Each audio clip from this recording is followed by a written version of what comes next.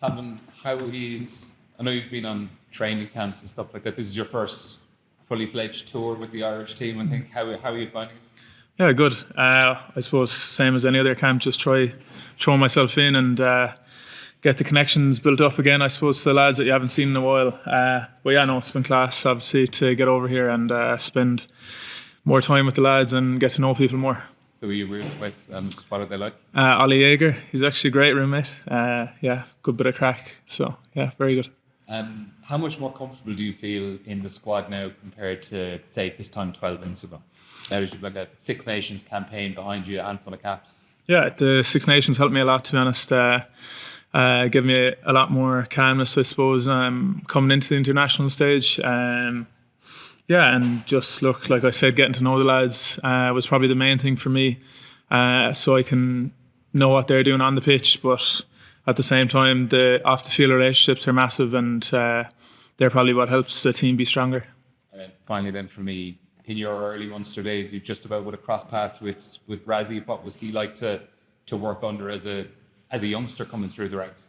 Yeah, he gave me my my debut, but other than that, like I didn't really have much dealings with him. But I suppose I tried to learn as much as I could off of Rassie and Jacques when he was there. And yeah, look, they're two absolute masterminds of rugby as well, and yeah, great coaches. John? Calvin, I know the tricky at altitude, playing as a wing, have to kind of reposition yourself a little bit and go against your instincts. How have you found that in the past, and how much does it play into your mindset as those out of the game? It has no real effect on mindset. Like, rugby is still rugby, I suppose, at the end of the day. Yeah, look, you have to be a bit more worried about kicks going a bit further, I suppose, but it's just a heightened awareness around that. Other than that, you're seeing similar pictures, so it doesn't really change too much. And, at the end of the day, both teams have to play in altitude, so yeah, whoever deals with it the best, hopefully will win, I suppose. How much footage do you watch of your direct opponents without kind of watching too much? Yeah, I suppose some of them would be in the URC as well, so it makes it a bit easier to find some footage for them. Yeah, you just be all over kind of their traits and what threats they have as well.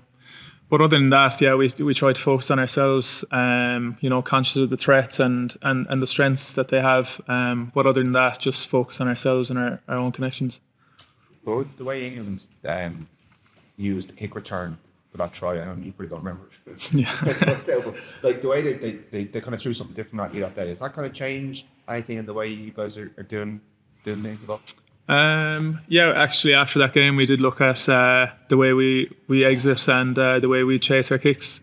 So I feel like we've rectified that after the English game. We were probably caught too easy in that game. And yeah, I remember it now because I obviously watched it back. But yeah.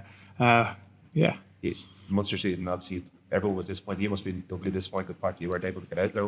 Was it just something that happened in the week? Or? It was actually the last 10 minutes in the Ospreys game. My calf started getting real tight and felt like it was going to tear. But stupidly, I didn't come off. And then later on in the week, I wasn't able to run on it. I was in a good bit of pain, so I had to pull out for the Glasgow game, unfortunately. And yeah, it was a tough watch, to be honest. All the lads were devastated, and so are the fans, I suppose.